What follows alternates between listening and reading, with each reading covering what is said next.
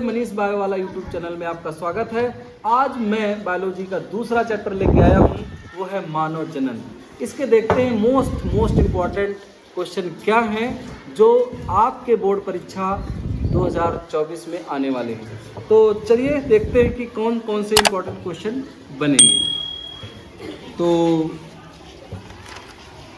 देखिए, इसमें छोटे क्वेश्चन में आपका ये पूछ लिया जाता है कि कोलेस्ट्रम क्या है, एक ये इम्पोर्टेंट क्वेश्चन है। इसके बाद आता है ग्राफियन फॉलिकल भी पूछा जा सकता है छोटे क्वेश्चन में। फॉलोपियन ट्यूब का क्या काम है, ये भी पूछा जा सकता है। निषेचन कहाँ होता है, ये भी पूछा जा सकता है। इसके बाद कौन कौन से हार्मोन जो होते हैं जो अंडा रिलीज करवाते हैं, ये भी पूछ लेते हैं। अति लघुत्तरी क्वेश्चन की तरफ हम बढ़ते हैं। इसमें से इम्पॉर्टेंट है कि अग्र पीयूष ग्लैंड द्वारा स्रावित 2 गोनाडोट्रोपिन हार्मोनों के नाम बताइए। ठीक है, FSH और LH, ये अति लघुत्तरी प्रश्न उत्तर है। इसके बाद आता है सर्टोली कोशिकाएं क्या होती हैं और इनका क्या कार्य है, ये पूछा जा सकता है। इसके अलावा आवर्त चक्र क्या है, ये इम्पोर्टेंट है। इसके अलावा लीडिंग क्वेश्चन क्या है, लीडिंग कोशिकाएं क्या होती हैं, ये इम्पोर्टेंट है। बाकी लॉन्ग में आ जाएगा आपका, लॉन्ग में आपके सारे कवर हो जाएंगे, यहाँ पर कुछ नहीं। हमारे समाज में ये बहुत मोस्ट इम्पॉर्टेंट क्वेश्चन है। हमारे समाज में लड़कियाँ जन्म देने का दोष महिलाओं को दिया जाता है, बताइए यह क्यों सही नहीं है। इसके अलावा ये कम पूछा जाता है, ये यौनारंभ क्या है, इस अवस्था में बालक एवं बालिकाओं के शरीर में होने वाले परिवर्तन, ये आप लोग अच्छे से पढ़ लेना। आवर्त चक्र क्या है, ये भी आपने पढ़ लेना। इसमें आवर्त चक्र क्या है और कौन कौन से हार्मोन इसमें यूज होते हैं। ठीक है, इसके अलावा आपका प्रजनन क्या है और निषेचन एक बार, निषेचन कैसे, मानव में निषेचन कहाँ और कैसे होता है, ये आपको चित्र सहित बड़ा क्वेश्चन बताया जाएगा। ठीक है, विस्तृत उत्तरीय क्वेश्चन होगा इसका, इसको अच्छे से पढ़ लेंगे। और फिर इसके बाद ये जो आपका आता है, ये स्पर्मेटोजेनेसिस इन टेस्टिस और oogenesis इन ओवरी, ये अलग से पूछे जा सकते हैं।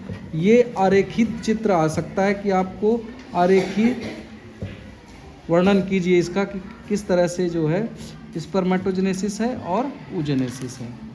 शुक्राणु का चित्र बहुत इम्पोर्टेंट है, ये आपको ज़रूर याद रख लेना है, शुक्राणु का डायग्राम कैसे बनेगा और अंडाणु जनन और शुक्र जनन में क्या अंतर है। इसमें बस यही इम्पोर्टेंट है इस चैप्टर में। इसके अलावा हम इसके साथ ही जो जुड़ा हुआ चैप्टर है जनन स्वास्थ्य, ये भी काफ़ी इम्पोर्टेंट है। और इसमें जितने जैसे आपका है छोटा क्वेश्चन में आता है वैसेक्टोमी और ट्यूबिक्टोमी क्या होती है, नसबंदी और नलबंदी क्या होती है। इसके अलावा जितने भी ये शॉर्ट में लिखे एक्सपेंशन करने के लिए कि शॉर्ट फॉर्म में लिखा IVF क्या है, GIFT क्या है, गिफ्ट क्या है और IC ऐसा क्या है और AIT क्या है, इनके सबके आपको फुल फॉर्म पढ़ लेने हैं। इसके अलावा ये सब फुल फॉर्म है। IVF के बारे में देखिए वैसे भी आ सकता है, गिफ्ट और जिफ्ट क्या है ये भी आ सकता है। इसके अलावा समाज में ये जनन स्वास्थ्य, ये लघु उत्तरी प्रश्नोत्तर में समाज में जनन स्वास्थ्य के महत्व के बारे में अपने विचार प्रकट कीजिए। और जनसंख्या विस्फोट बहुत मोस्ट इम्पॉर्टेंट है, इसको लिखेंगे आप। जनसंख्या विस्फोट के मुख्य कारण क्या है, जन्म नियंत्रण के उपाय लिखिए, बहुत इम्पॉर्टेंट है, इसको ज़रूर आप लोग पढ़ेंगे, सभी बच्चे इसको ज़रूर पढ़ेंगे। ठीक है, टेस्ट ट्यूब बेबी क्या है, ये भी पूछा जा सकता है। इसके बाद आपका सोरोगेट मदर, ये भी एक लघु उत्तरी क्वेश्चन पूछा जा सकता है। एंड गर्भ निरोधक किसे कहते हैं, स्त्रियों द्वारा प्रयोग किए जाने वाले। ठीक है, ये आपको एमनियोसेंटेसिस और गर्भ निरोधक दोनों पढ़ लेना है। सिर्फ विस्तृत उत्तरी में सिर्फ एक ही क्वेश्चन करके जाइए, जनसंख्या विस्फोट एवं निवारण पर निबंध।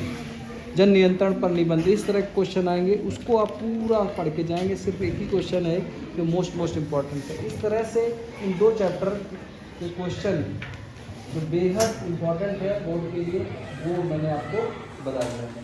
तो आप सभी लोग पढ़ लेंगे ना, अच्छे से उसको पढ़िए ताकि आप 95 मार्क्स ला सकें। Thank you so much.